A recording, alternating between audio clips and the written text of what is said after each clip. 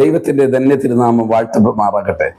എല്ലാ ദൈവദാസീദാസന്മാർക്കും വീണ്ടും വരുന്നവനായ യേശു ക്രിസ്തുവിന്റെ നിസ്തുല്യമായ നാമത്തിൽ എൻ്റെ സ്നേഹ വന്ദനത്തെ അറിയിക്കുകയാണ്.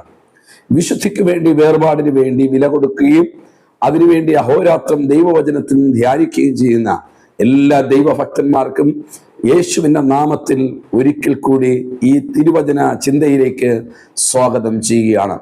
ഞാൻ നിങ്ങളുടെ മുമ്പിൽ ഇന്ന് വന്നിരിക്കുന്ന ഒരു വിഷയം പരിശുദ്ധാത്മാവ് നമ്മിൽ എന്നൊരു വിഷയമാണ്. പരിശുദ്ധാത്മാവ് എന്ന വിഷയം ഇന്ന് നമുക്ക് സകല സ്ഥലങ്ങളിലും സകല ഇടങ്ങളിലും പ്രചരിപ്പിക്കപ്പെടുന്ന ഒരു ദൈവവചന ചിന്തയാണ് പരിശുദ്ധാത്മാവ്. പരിശുദ്ധാത്മാവ് എന്ന വാക്ക് അറിയാത്ത ക്രൈസ്തവർ ഈ ലോകത്തുണ്ടായിരിക്കുകയില്ല. കാരണം പരിശുദ്ധാത്മാവിന്റെ പ്രവൃത്തികൾ ഇന്ന് ഒത്തിരി നടന്നുകൊണ്ടിരിക്കുകയാണ്. എന്നാൽ നിത്യതയ്ക്ക് വേണ്ടി, വേർപാടിന് വേണ്ടി ഒരുക്കപ്പെടുന്നവർ പരിശുദ്ധാത്മാവെന്ന വിഷയത്തെ വളരെ ഗഹനമായി ചിന്തിക്കേണ്ട നാളുകളിലേക്ക് നാം വന്നിരിക്കുകയാണ്. നമ്മിൽ ഉള്ള ആത്മാവ് പരിശുദ്ധാത്മാവാണോ അതോ അശുദ്ധാത്മാവാണോ എന്ന് അനുദിനം നമ്മളെ തന്നെ വിവേചിക്കേണ്ടതാകയാൽ ഈ തിരുവചന ചിന്ത നിശ്ചയമായും നിങ്ങൾ പൂർണ്ണമായും കേട്ട് അതിൽ നമുക്കൊരിക്കൽ കൂടി ക്രിസ്തുവിലേക്ക് അടുത്തു വരുവാൻ ഈ സന്ദേശം മുഖേന ഇടയാക്കട്ടെ എന്ന് ഞാൻ പ്രാർത്ഥിക്കുകയാണ്. നമ്മുടെ ജീവിതത്തിനകത്ത് സാധാരണയായ ചില ചിന്തകളുണ്ട്. ഒന്ന്, പരിശുദ്ധാത്മാവ് നമ്മിൽ വസിക്കുന്നോ? രണ്ട്, പരിശുദ്ധാത്മാവ് വസിച്ചാൽ എവിടെ വസിക്കും? മൂന്ന്, പരിശുദ്ധാത്മാവ് ശക്തിയാണോ വ്യക്തിയാണോ? നാല്, പരിശുദ്ധാത്മാവിന് ഫലമുണ്ടോ? പരിശുദ്ധാത്മാവിന് വരമുണ്ടോ? ഇത്യാദി കാര്യങ്ങൾ ഞാൻ നിങ്ങളുടെ മുമ്പിൽ സംസാരിപ്പാൻ ആഗ്രഹിക്കുകയാണ്. എനിക്കറിയാം നിങ്ങളുടെ തിരക്കിട്ട ഈ സമയമാണ്. എന്നാൽ വിലപ്പെട്ട ഈ സന്ദേശത്തിന് വേണ്ടി ഒരല്പസമയം നിങ്ങളുടെ ഹൃദയത്തെ, നിങ്ങളുടെ ചിന്തകളെ ഞാൻ എന്നിലേക്ക് ഒരിക്കൽ കൂടി സ്നേഹത്തോടുകൂടെ സ്വാഗതം ചെയ്യുകയാണ്. നോക്കുക, ഒന്ന്, പരിശുദ്ധാത്മാവിൽ നമ്മിൽ വസിക്കുമോ? വസിച്ചാൽ എവിടെയാണ് വസിക്കുന്നത്? Praise the Lord. പലപ്പോഴും പലരും ചിന്തിക്കുന്നത് പരിശുദ്ധാത്മാവ് എന്ന് പറയുന്നത് കരമടിക്കുമ്പോൾ അല്ലെങ്കിൽ ആരാധിക്കുമ്പോൾ വന്ന് നിന്ന് പോകുന്ന ഒന്നൊന്ന് മാത്രമാണ്. നമ്മുടെ ആത്മീയ ലോകത്തിൽ ഒരു തെറ്റായ ധാരണയും തെറ്റായ പഠിപ്പിക്കലുമുണ്ട്. പക്ഷേ വിശുദ്ധ വേദപുസ്തകം നമ്മെ പഠിപ്പിക്കുന്നത് 1 കൊരിന്ത്യർക്ക് എഴുതിയ ലേഖനം 3-ാം അധ്യായം അതിന്റെ 16-ാം വാക്യത്തിൽ, നിങ്ങൾ ദൈവത്തിന്റെ മന്ദിരമെന്നും ദൈവത്തിന്റെ ആത്മാവ് നിങ്ങളിൽ വസിക്കുന്നുവെന്നും നിങ്ങൾ അറിയുന്നില്ലയോ? അപ്പോൾ ദൈവത്തിന്റെ ആത്മാവ് നമ്മുടെ ഉള്ളിലാണ് വസിക്കുന്നുവെന്ന് ഇവിടെ കൊരിന്ത്യർക്ക് എഴുതിയ ലേഖനത്തിൽ പൗലോസ് ശ്ലീഹ വ്യക്തമാക്കുകയാണ്. ഒരിക്കൽ കൂടി വായിക്കുന്നു, നിങ്ങൾ ദൈവത്തിന്റെ മന്ദിരമെന്നും ദൈവത്തിന്റെ ആത്മാവ് നിങ്ങളിൽ വസിക്കുന്നു എന്നും നിങ്ങൾ അറിയുന്നില്ലയോ? അപ്പോൾ പരിശുദ്ധ ആത്മാവ് നമ്മുടെ അകത്ത് വസിക്കുന്നു എന്ന് വിശുദ്ധ വേദപുസ്തകം പഠിപ്പിക്കുകയാണ്. രണ്ടാമത്തെ ചില ചോദ്യങ്ങളുണ്ട്. പരിശുദ്ധാത്മാവ് ശക്തിയാണോ വ്യക്തിയാണോ? ഈ ഒരു ചോദ്യം പലപ്പോഴും പല സഭകളെയും പല ദൈവദാസന്മാരെയും പല വിശ്വാസികളെയും വല്ലാതെ കുഴപ്പിച്ച് കളയുന്നൊരു വിഷയമാണ്. കാരണം ഇന്നുള്ള പരിശുദ്ധാത്മാവിന്റെ കാര്യങ്ങളെല്ലാം ശക്തിയായിട്ടാണ് മാത്രമാണ് ജനത്തെ പഠിപ്പിക്കുന്നത്. കാരണം കൈയടിക്കുക, അന്യഭാഷ പറയുക, നൃത്തം ചെയ്യുക, ഇതെല്ലാം ശക്തിയായിട്ടാണ് കാണുന്നത്. അതോടുകൂടെ ഒരു ആരാധനയിൽ പള്ളിയിൽ വരുന്നു, പാടുന്നു, ആ പാട്ടിൽ കൂടെ അവസാന സമയത്ത് ആത്മാവിന്റെ സാന്നിധ്യം വാങ്ങുക എന്ന് ദൈവപുരുഷന്മാർ പറയുന്നു. നമ്മൾ കരമടിക്കുന്നു, ആ ശക്തി കുറച്ച് സമയം കഴിയുമ്പോൾ കൈയടിച്ച് ശക്തമായി നമ്മൾ ആരാധിച്ച ശേഷം അതോടുകൂടെ നിൽക്കുന്നു. പരിശുദ്ധാത്മാവ് പിന്നെ ഇല്ല എന്നൊരു ചിന്തയുണ്ട്. ഇല്ല, നിങ്ങൾ ആദ്യം മനസ്സിലാക്കേണ്ടത് നമ്മുടെ ഉള്ളിലാണ് പരിശുദ്ധാത്മാവ് വസിക്കുന്നത്. നാം ഈ കൈയടിക്കുമ്പോൾ ആത്മശക്തിയാണ്, പരിശുദ്ധാത്മാവിന്റെ ശക്തിയിലാണ് നമ്മൾ ആരാധിക്കുന്നത്. മനസ്സിലാക്കണം. ആ ശക്തി ഒരുപക്ഷെ ഒരു ആരാധന കഴിയുമ്പോൾ അല്പം സൈലന്റ് ആയാലും അല്ലെങ്കിൽ ആ കയ്യടി നിന്നാലും നമ്മുടെ പരിശുദ്ധാത്മാവ് നമ്മുടെ അകത്ത് കിടക്കുന്ന കാലം ആ ശക്തി ഒരിക്കലും നമ്മെ വിട്ടു പോകത്തില്ല എന്ന ചിന്ത നിങ്ങൾക്കുണ്ടാകണം. പലരും ചോദിക്കുന്നു, പരിശുദ്ധാത്മ വ്യക്തിയാണോ? വിവിധ വചന ചിന്തകൾ നിങ്ങളുടെ മുമ്പിൽ പറയാൻ ആഗ്രഹിക്കും. മത്തായി സുവിശേഷം 3-ാം അധ്യായം 16-17 വാക്യങ്ങൾ വായിക്കുമ്പോൾ, പുത്രൻ വെള്ളത്തിൽ നിന്നും വെളിയിലേക്ക് വരുന്നു, പിതാവ് സംസാരിക്കുന്നു, പ്രാവിന്റെ രൂപത്തിൽ പരിശുദ്ധാത്മാവ് ഇറങ്ങി വരുന്നു. 2 മത്തായി സുവിശേഷം 4, ആത്മാവ് പുത്രനെ മരുഭൂമിയിലേക്ക് നടത്തുന്നു, അവിടെ പുത്രൻ പിതാവിനോട് കൂടെയുള്ള പ്രസ്താവനകൾ നടത്തുന്നു.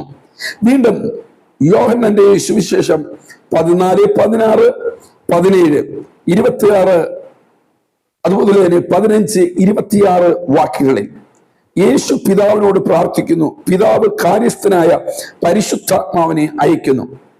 അപ്പോൾ പരിശുദ്ധാത്മാവ് ഒരു ശക്തിയല്ല, അതൊരു വ്യക്തിയാണ്. സ്തോത്രം. അതിനെക്കുറിച്ച് കൂടുതൽ എക്സ്പ്ലെയിൻ ചെയ്യാൻ ഞാൻ ആഗ്രഹിക്കുന്നില്ല. ചെറിയ ചിന്തകളിൽ കൂടെ ഒരു ആശയം നിങ്ങളോട് പറയാൻ വേണ്ടി മാത്രമാണ് ഞാൻ ഈ സമയത്ത് ചെലവഴിക്കുന്നത്.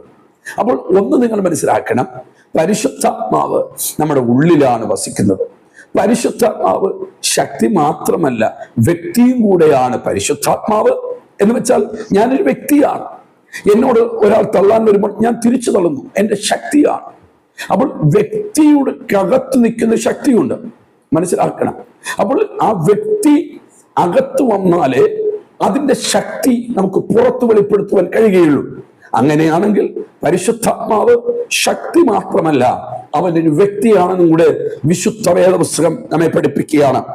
ഇനി നമ്മുടെ മുമ്പിൽ ഉണ്ടാകുന്ന അടുത്ത ചോദ്യം, പരിശുദ്ധാത്മാവിന് ഫലമുണ്ടോ? സ്തോത്രം. ഗലാത്യ ലേഖനം 5-ാം അധ്യായം 19-ാം വാക്യം മുതൽ വായിക്കുമ്പോൾ, ആത്മാവിന്റെ ഫലമോ സ്നേഹം, സന്തോഷം, സമാധാനം, ദീർഘക്ഷമ, പരോപകാരം, വിശ്വസ്തത, ദയ, വിശ്വസ്തത, സൗമ്യത, ഇന്ദ്രിയജയം. ഈ വകയ്ക്ക് വിരോധമായി യാതൊരു ന്യായപ്രമാണവുമില്ല. ശ്രദ്ധിക്കണം പ്രിയമുള്ളവരെ, പരിശുദ്ധാത്മാവ് ഒരുത്തന്റെ അകത്തു വസിച്ചാൽ ആദ്യം വെളിപ്പെടുന്നത് വരമല്ല, ഫലമാണ്. നിങ്ങൾ ശ്രദ്ധിച്ച് മനസ്സിലാക്കണം. അവന്റെ ഉള്ളിലകത്തുള്ള ഫലം പുറത്തു വരണം. ഹല്ലേലൂയ. അങ്ങനെയാണെങ്കിൽ പരിശുദ്ധാത്മാവ് ഒരു വ്യക്തി മാത്രമല്ല, ശക്തിയും കൂടെയാണ്. പരിശുദ്ധാത്മാവ് നമ്മുടെ ഉള്ളിലാണ് വസിക്കുന്നത്. മൂന്നാമത്തെ കാര്യം, പരിശുദ്ധാത്മാവ് നമ്മുടെ ഉള്ളിനകത്തുണ്ടെങ്കിൽ പരിശുദ്ധാത്മാവിന്റെ ഫലം പുറത്തു വരുവാനിടയാകും. വിശുദ്ധ വേദപുസ്തകം പറയുന്നു, യേശു പറഞ്ഞു, ഫലത്തെ കണ്ട് നിങ്ങൾ വൃക്ഷത്തെ തിരിച്ചറിയണം. ഹല്ലേലൂയ.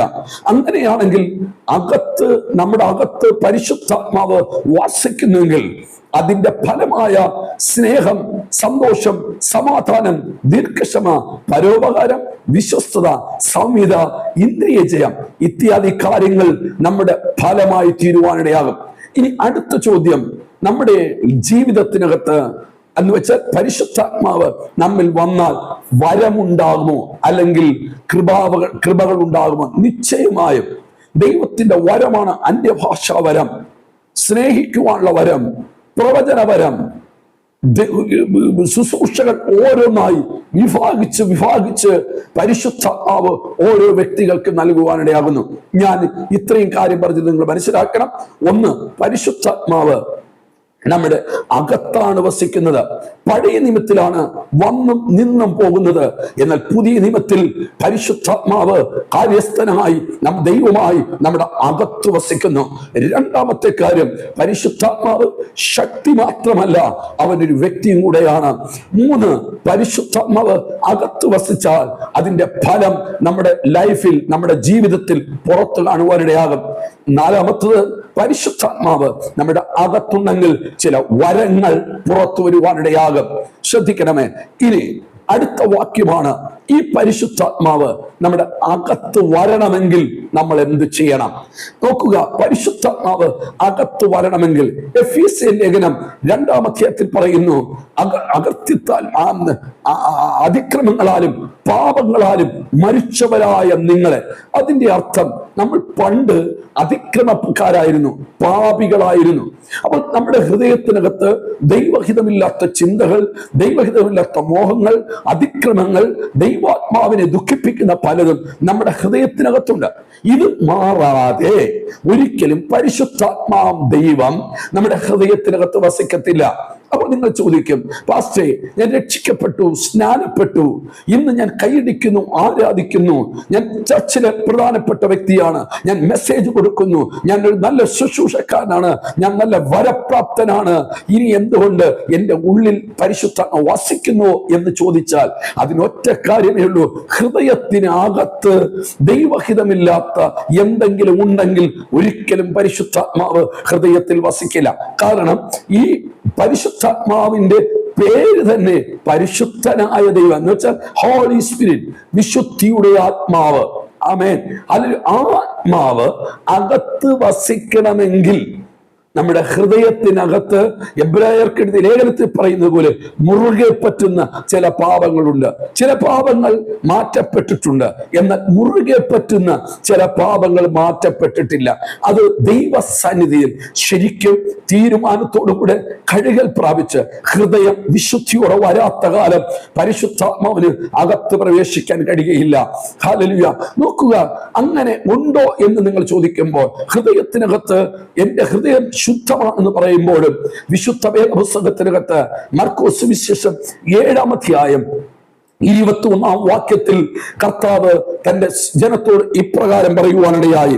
മർക്കോസ് സുവിശേഷം 7-ാം അധ്യായം 21-ാം വാക്യം, മനുഷ്യനെ അകത്തുനിന്ന് മനുഷ്യനെ അശുദ്ധമാക്കുന്നത് മനുഷ്യന്റെ ഹൃദയത്തിൽ നിന്ന് തന്നെ ദുർചിന്ത, വ്യഭിചാരം, പരസംഗം, കൊലപാതകം, മോഷണം, അത്യാഗ്രഹം, ദുഷ്ടത, ചതി, ദുഷ്കർമ്മം, വിടക്കുകണ്ണ്, ദൂഷണം, അഹങ്കാരം, മൂഢത എന്നിവ പുറത്തു വരുന്നു. ഹല്ലേലൂയ. അപ്പോൾ നിങ്ങൾ മനസ്സിലാക്കണം, ഇവിടെ നമ്മൾ വായിക്കുന്ന ഭാഗം ഇങ്ങനെയാണ്. യേശു നേരിട്ട് പറഞ്ഞു കൊടുത്ത ഒരു കാര്യമാണ് മനുഷ്യരെ അശുദ്ധമാക്കുന്നത്. എന്തൊക്കെയാണ്? ദുർചിന്ത. ഒരു മനുഷ്യന്റെ ഹൃദയത്തിനകത്ത് ദുർചിന്തയുണ്ടെങ്കിൽ ഒരു കാരണവശാലും പരിശുദ്ധാത്മാവ് നമ്മുടെ ഉള്ളിൽ വസിക്കത്തില്ല. രണ്ടാമതായി വ്യഭിചാരം.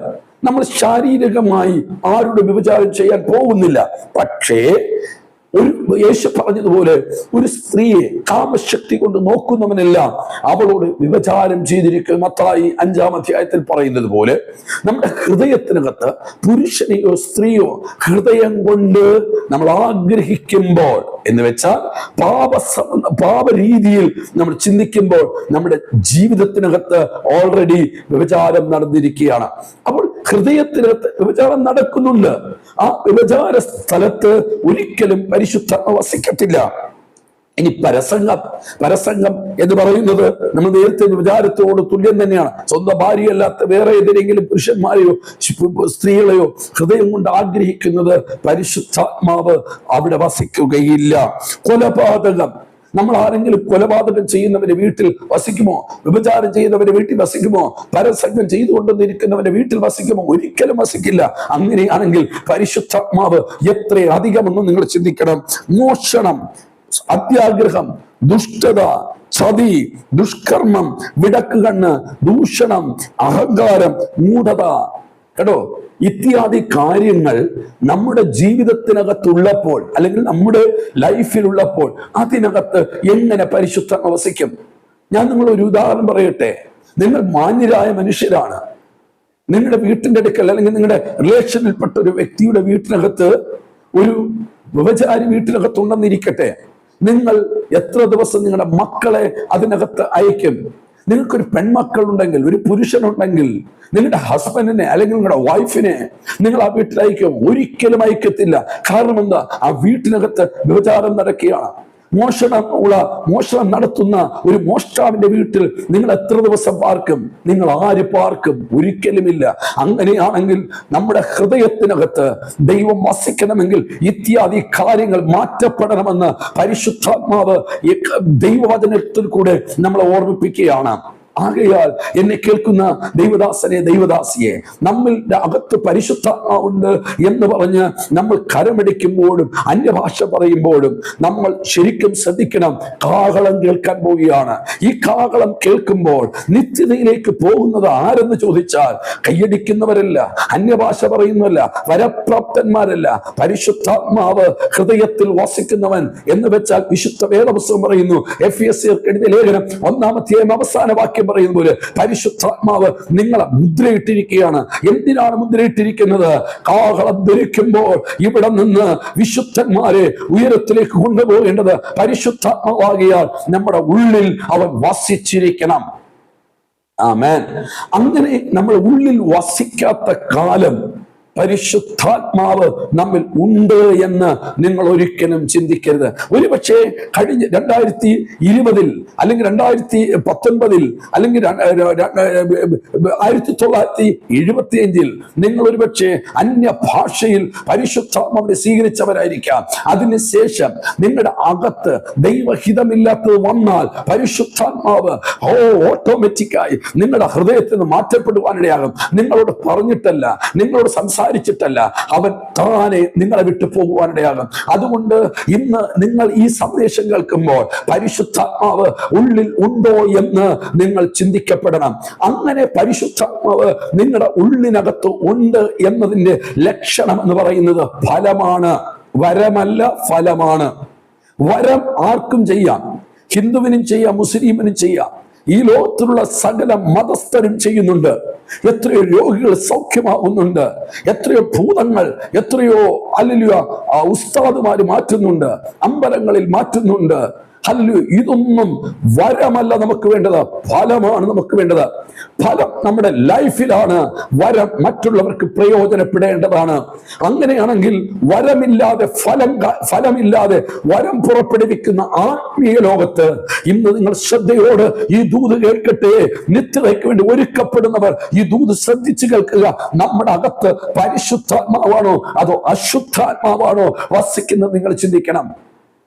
പരിശുദ്ധാത്മാവ് നമ്മളുടെ ഉള്ളിൽ വസിച്ചാൽ സ്നേഹത്താൽ നമ്മൾ നിറയപ്പെടുവാനിടയാകും.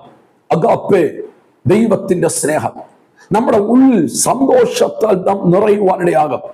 പുറത്ത് പ്രതിസന്ധിയായിരിക്കാം, ജഡത്തിൽ വലിയ കഷ്ടതയായിരിക്കാം, എന്നാൽ ആത്മസന്തോഷം കൊണ്ട് നിറയും. ദീർഘമായി ക്ഷമിക്കുവാനുള്ള കഴിവുണ്ടായിരിക്കും. ഇതെല്ലാം ഫലമാണ്, വരമല്ല. ഹല്ലേലൂയ. പരോപകാരം, വിശ്വസ്തത, സൗമ്യത, ഇന്ദ്രിയ ജയം, അവയവങ്ങളടക്കാള കഴിവ്. അങ്ങനെയാണെങ്കിൽ ഇതില്ലാതെ, ഫലമില്ലാതെ വരം പുറത്തു വന്നിട്ടുണ്ടെങ്കിൽ നമ്മൾ ഗഗനമായി ഇന്ന് ചിന്തിക്കണം. എന്നിലുള്ള പരിശുദ്ധാത്മാവ് അഭിഷേകം ഏതെന്ന് ചിന്തിക്കണം. എന്നിൽ പരിശുദ്ധാത്മാവാണോ അതോ അശുദ്ധാത്മാവാണോ എന്നിൽ വസിക്കുക നിങ്ങൾ ചിന്തിക്കണം. ഞാൻ പറഞ്ഞു, അശുദ്ധാത്മാവിലും വരങ്ങൾ പുറത്തു വരും. അന്യഭാഷ പറയുന്ന ഉസ്താദുമാരുണ്ടല്ലോ, അന്യഭാഷ പറയുന്ന ജാതീയ ആൾക്കാരുണ്ടല്ലോ, നിങ്ങൾ മനസ്സിലാക്കണം. അവർ ഭൂതങ്ങളെ പുറത്താക്കുന്നു, രോഗികളെ സൗഖ്യമാക്കുന്നു. ഇതൊന്നും നടക്കത്തില്ലെന്നല്ല ഞാൻ പറയുന്നത്. ഫലം നമുക്കുണ്ടായിരിക്കണം. നമ്മുടെ ലൈഫിൽ നമുക്ക് മറ്റുള്ളവരെ സ്നേഹിക്കുവാനും ജീവിതം ആത്മീയ സന്തോഷമുള്ളവരായി ജീവിക്കാൻ നമുക്ക് കഴിഞ്ഞില്ലെങ്കിൽ നമ്മളൊന്ന് ഗഗനമായി ചിന്തിക്കണം, എന്നിലുള്ള ആത്മാവ് ഏതെന്ന്. ദൈവഭക്തന്മാരെ, വരത്തേക്കാൾ വലുത് ഫലമാണെന്നുള്ള ഒരു തിരിച്ചറിവ് ഇന്ന് ദൈവാത്മാവ് നിങ്ങൾക്ക് നൽകട്ടെ. വരം നിങ്ങൾക്ക് രണ്ടാമതായി, ഫലം ആദ്യമായി. അപ്പോൾ ആ ഫലം വരണമെങ്കിൽ പരിശുദ്ധാത്മാവ് അകത്ത് വസിക്കണം. അകത്ത് വസിക്കണമെങ്കിൽ മർക്കോസ് 7:21 പോലെ മുറുകെ പറ്റുന്ന കുറെ പാപങ്ങൾ ഹൃദയത്തിനകത്തുണ്ട്. അത് മാറ്റിയാലേ പരിശുദ്ധാത്മാവ് അകത്ത് വസിക്കുള്ളൂ. അകത്ത് വസിക്കുന്ന പരിശുദ്ധാത്മാവിന്റെ ശക്തിയാൽ നിറയപ്പെടുവാനിടയാകും. ഹല്ലേലൂയ. നമ്മൾ വഞ്ചിക്കപ്പെടരുത്, നമ്മൾ ചതിയിലായി പോകരുത്, നമ്മൾ ഹിതപരിശോധന ചെയ്യണം. ഇന്ന് യേശു വന്നാൽ എനിക്ക് നിത്യത കാണാൻ കഴിയുമോ എന്ന ചിന്ത നിങ്ങളുടെ മനസ്സിനകത്ത് ഇന്ന് പകൽക്കാലം മുതൽ പ്രതിധ്വനിക്കട്ടെ എന്ന് ഞാൻ പ്രാർത്ഥിക്കുകയാണ്. ആരും നഷ്ടപ്പെടരുത്. കർത്താവിന് വേണ്ടി ഇറങ്ങി വന്നവർ, നിത്യതയ്ക്ക് വേണ്ടി ഒരുക്കപ്പെട്ടു വന്നവർ, നാട് വിട്ട് വീട് വിട്ട് കൂട്ടം വിട്ട് നാമധേയ കൂട്ടം വിട്ട് ഇറങ്ങി വന്നവരാണ് ഞാനും നിങ്ങളൊക്കെ. പക്ഷേ ഇനി നമ്മൾ കാത്തിരിക്കുന്നത് ഒരു നിത്യതയാണ്. ആ നിത്യതയിൽ പോകണമെങ്കിൽ പരിശുദ്ധാത്മാവ് നിങ്ങളുടെ ഉള്ളിൽ വസിക്കണം. പരിശുദ്ധാത്മാവ് ഒരു ശക്തി മാത്രമല്ല.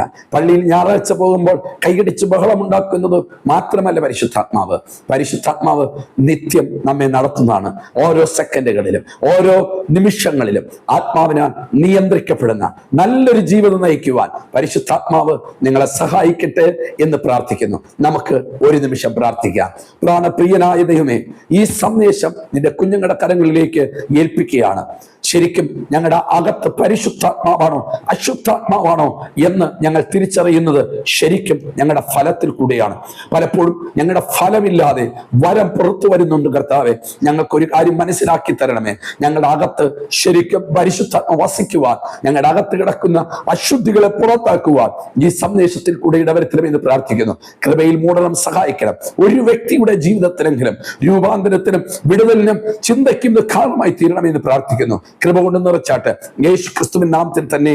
ആമേൻ, ആമേൻ, ആമേൻ. എന്റെ പ്രിയമുള്ളവരെ, ഈ ചെറിയ സന്ദേശം നിങ്ങളുടെ ജീവിതത്തിനകത്ത്, നിങ്ങളുടെ ആത്മീയ ജീവിതത്തിനകത്ത് ഒരു ചെറിയ മാറ്റം വരുത്തിയിട്ടുണ്ടെങ്കിൽ നിങ്ങൾ മറ്റുള്ളവർക്ക് ഷെയർ ചെയ്യുക. അവരും കൂടെ ഈ സന്ദേശം കേൾക്കട്ടെ, അവർക്കും കൂടെ രൂപാന്തരം ഉണ്ടാകട്ടെ. വേഗം യേശു വരാൻ പോവുകയാണ്. ഇനി കാലമില്ല, ദിവസങ്ങളില്ല. നമുക്കൊരുങ്ങാം. പെട്ടെന്ന് ഇരിക്കുന്ന ഇരിപ്പിൽ നിങ്ങൾ ശോധന ചെയ്യുക. കർത്താവെ, എൻ്റെ ഉള്ളിൽ പരിശുദ്ധാത്മാവാണോ അതോ അശുദ്ധാത്മാവാണോ?